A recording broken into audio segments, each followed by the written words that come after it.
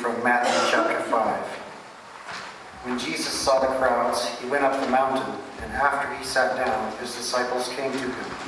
Then he began to speak and taught them, saying, "Blessed are the poor in spirit, for theirs is the kingdom of heaven.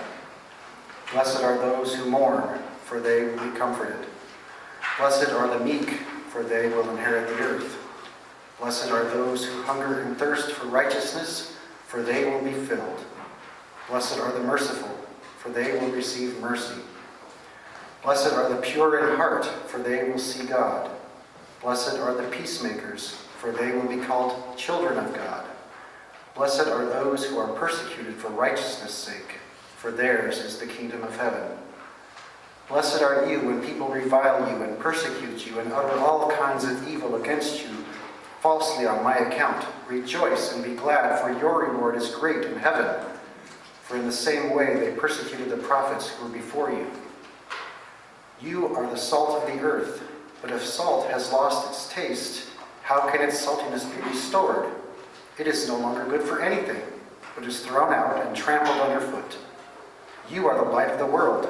A city built on a hill cannot be hidden. No one, after lighting a lamp, puts it under a bushel basket, but on the lampstand, and gives light to all in the house.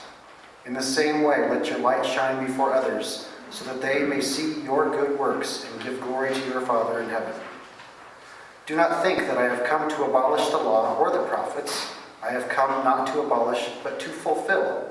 For truly I tell you, until heaven and earth pass away, not one letter, not one stroke of a letter will pass from the law until all is accomplished. Therefore, whoever breaks one of the least of these commandments and teaches others to do the same will be called least in the kingdom of heaven. But whoever does them and teaches them will be called great in the kingdom of heaven. For I tell you, unless your righteousness exceeds that of the scribes and Pharisees, you will never enter the kingdom of heaven." Word of God, word of life. Thanks be to God. In the name of our Lord Jesus Christ, amen. You know, a sermon can't always kind of encapsulate the whole of everything that there is to know about Christianity, though you kind of want to be able to have an idea when you're walking away that you have pretty clear focus. But as we're doing the story, especially as we're kind of working our way through a narrative gospel, one of the things that is really critical is that we're going to be moving our way through the Gospel of Matthew. And Matthew is very, very concise and clear, and Matthew is progressive. Matthew actually has his gospel broken down into what we would call 5 books. If you actually look at the structure within them, he has 5 different books. And this first book that he has is called the Book of the Kingdom. But it's a book that is kind of laying the groundwork for his second book, which is the Book of Discipleship.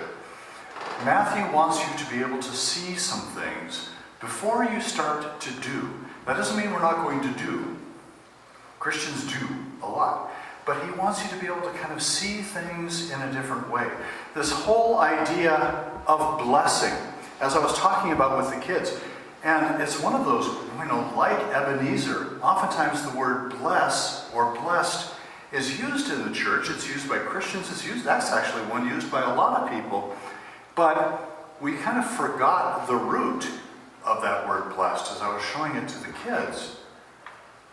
Having a beatitude, a blessed statement, is not an unusual one, and it's not something that's unique to Jesus. In fact, for the Jewish people, they had a whole series of ways of looking, and over the centuries, over the millennia, had kind of worked their way into a similar place to where we are as to what it meant to be blessed. Now, blessed for us, when would you use the term, "I have been so blessed"?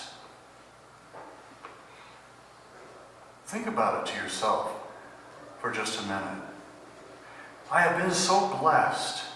I am blessed because I have a lot of money in the bank and I don't have to worry about where my next paycheck is coming from. Somebody might be able to say, I have been so blessed that way. I have been blessed because my 401k is doing really well. I have been blessed because I have a happy family. I have been blessed because my kids are all out of the house.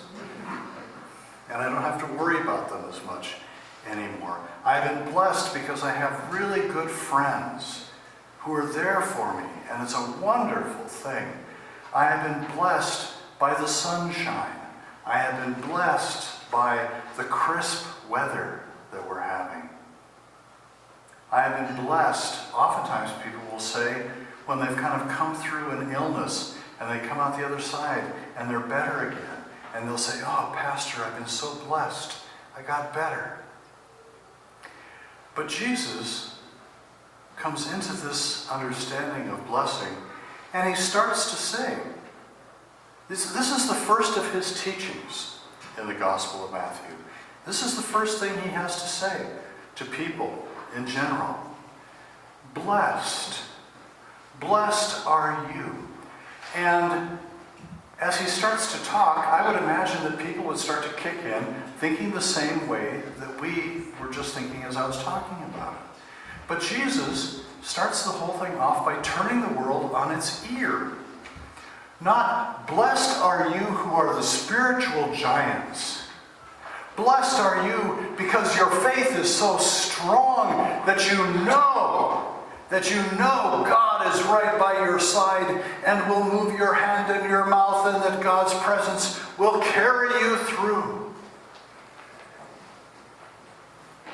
Jesus says, blessed are you when you are spiritually poor. Blessed are you when you feel that kind of emptiness inside of you. When you're thinking to yourself, man, I really wish that I could feel the presence of God more strongly in my life. Blessed are those who are meek. Not the winners. See, that's often the other. Blessed are the winners. Blessed are they who get their own way. Blessed are the ones who have victorious results to their actions. Jesus says, blessed are the meek.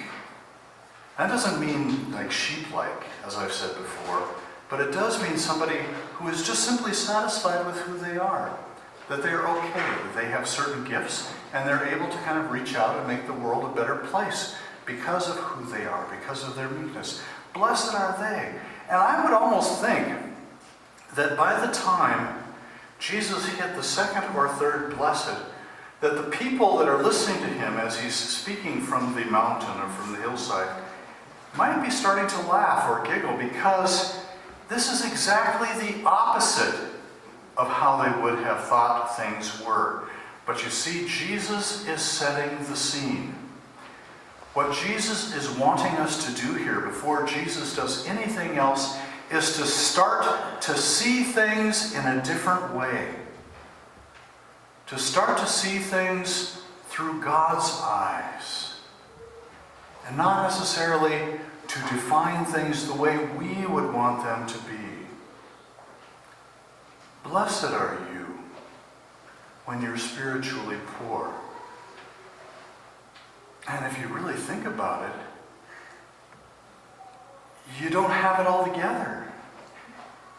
You don't have that self-confidence that then can either be a hammer sometimes, beating somebody else over the head. Well, I have God, why don't you too? Or even just that self-satisfied, because then sometimes other people will look at you and go, wow, why am I not like them? Blessed are you when you know that you have room to grow, said Jesus, because you can learn, because you're open.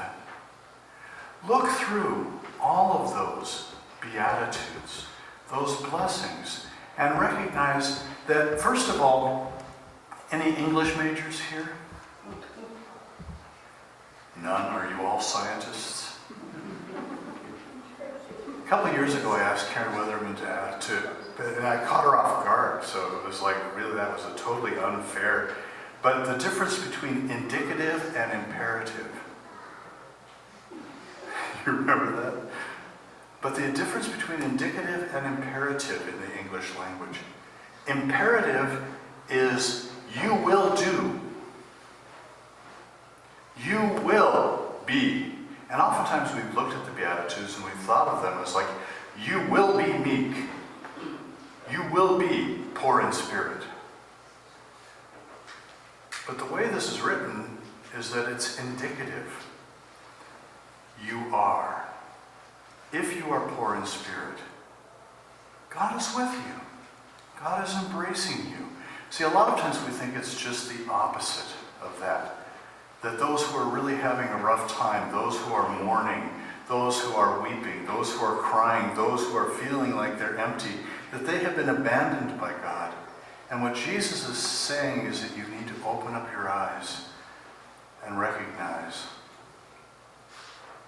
that more than anyone else, those are the people that God has God's arms around, that God is blessing, that God is embracing. And when we look out at the world, and when we think about who should we embrace? Who should we look to try to bring God's presence or God's love to? Look at those who don't think they have it all together. Look to those who are seeking and hungry. Look to those that life has trampled down. And recognize that that's where we start.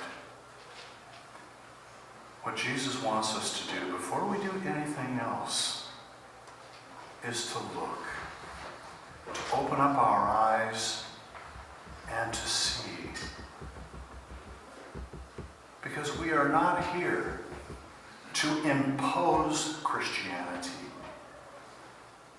There is a big branch of Christianity that would love nothing more than to impose Christianity on the rest of the U.S. or the rest of the world. But Jesus says, you are a light. Let your light shine. You are a city on a hill to be seen by those from a distance. You are the salt of the earth. You're here to give flavor and excitement and joy and richness to those around you. Blessed are you. Embraced are you to be a blessing to those you meet. Amen. Amen.